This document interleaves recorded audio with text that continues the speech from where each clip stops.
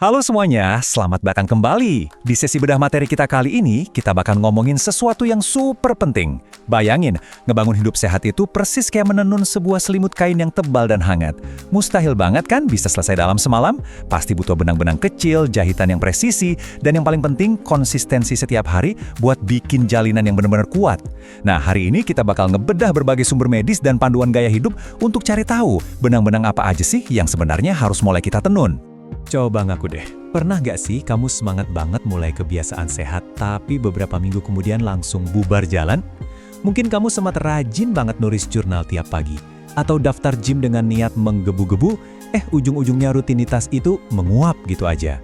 Kalau iya, tenang, menurut data dari Naluri, kamu bener-bener nggak sendirian. Susah konsisten itu masalah umum kok. Dan yang paling penting buat kamu tahu, ini bukan berarti kamu gagal atau kurang tekad.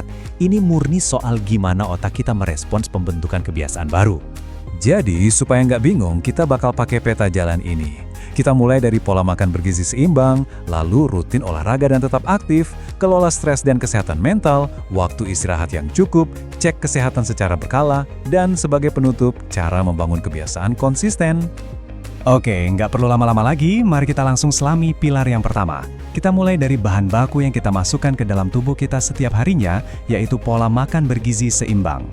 Yang paling menarik dari kampanye Isi Piringku dari Kementerian Kesehatan ini adalah betapa praktisnya konsep tersebut.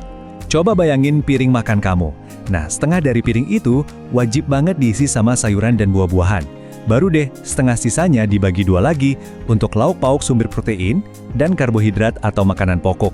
Pembagian simpel ini bukan tanpa alasan loh. Ini tuh pondasi utama buat dukung pertumbuhan organ, jaga kesehatan reproduksi, dan pastinya jadi tameng buat sistem imun kita dari infeksi. Tapi, tunggu dulu. Disinilah kita harus benar-benar ekstra waspada. Batas maksimal harian asupan kita itu lumayan ketat. Cuma boleh 4 sendok makan gula, 1 sendok teh garam, dan 5 sendok makan lemak sehari. Bayangin aja, 1 gelas es kopi susu kekinian kesukaan kamu itu sering banget udah ngabisin seluruh jatah gula harian kamu. Serem kan? Kalau kita kebablasan mengonsumsi gula, garam, dan lemak ini, dampaknya nggak main-main. Ini adalah pemicu utama penyakit tidak menular yang mematikan, kayak diabetes tipe 2, obesitas, dan hipertensi. Lanjut ke pola kedua, yaitu rutin olahraga dan tetap aktif. Karena setelah asupan bahan bakar kita beres, sekarang kita harus fokus mikirin gimana tubuh kita bergerak dan membakar bahan bakar tersebut. Angka kunci yang harus kamu ingat di sini adalah 150.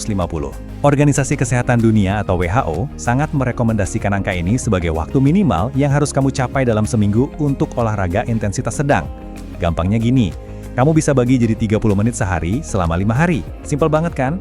Ini tuh tiket utama kamu buat mengoptimalkan kebugaran jantung dan paru-paru. Terus gimana cara mulainya kalau jadwal kita padat banget? Nah, panduan dari Prudential punya trik jitu buat ngelawan musuh diam-diam kita, sedentary lifestyle alias gaya hidup terlalu banyak duduk yang ternyata bisa memicu penyakit kardiovaskuler. Langkahnya super gampang. Pertama, tetapkan jadwal olahraga rutin yang beneran kamu nikmati. Kedua, pakai pedometer di ponsel kamu buat mantau langkah harian.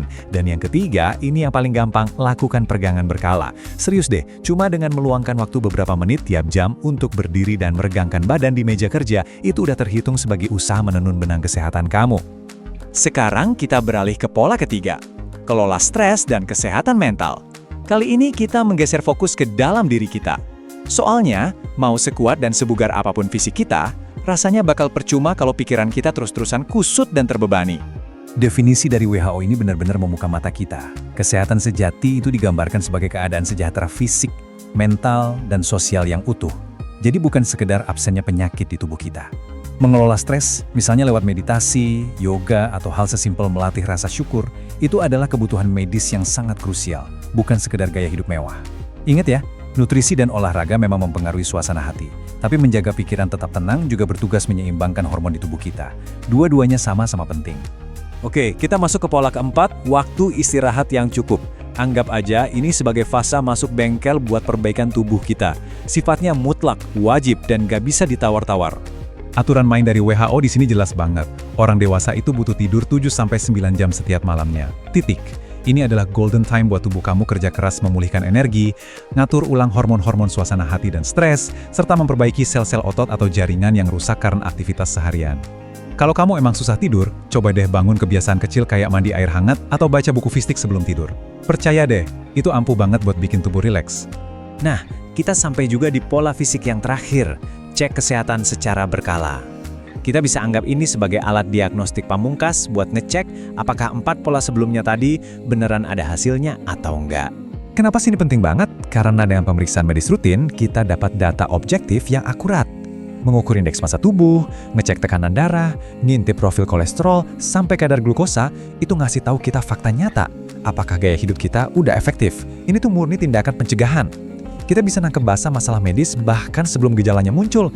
Jadi kita bisa mengeliminasi faktor resiko jauh sebelum berkembang jadi penyakit yang serius. Mari kita lanjut dan lihat gimana kelima hal tadi bisa menyatu dan bertahan lama. Masuk ke poin ke-6, cara membangun kebiasaan konsisten.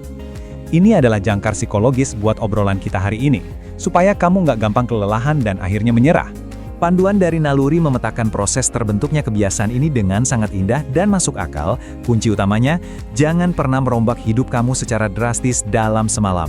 Di hitungan hari, mulailah dari hal yang benar-benar kecil. Mungkin cuma nambah 1 gelas air putih atau peregangan 5 menit. Nanti di hitungan minggu, fokus kamu cukup satu, yaitu mempertahankan aksi kecil tadi. Jangan buru-buru nambah beban. Seiring berjalannya bulan, tindakan yang terus diulang itu bakal menyatu sama gaya hidup kamu dan berubah jadi rutinitas yang otomatis. Pada akhirnya, punya hidup sehat itu bukan soal gimana caranya ngelakuin semuanya dengan sempurna secara bersamaan, tapi ini soal kesadaran diri.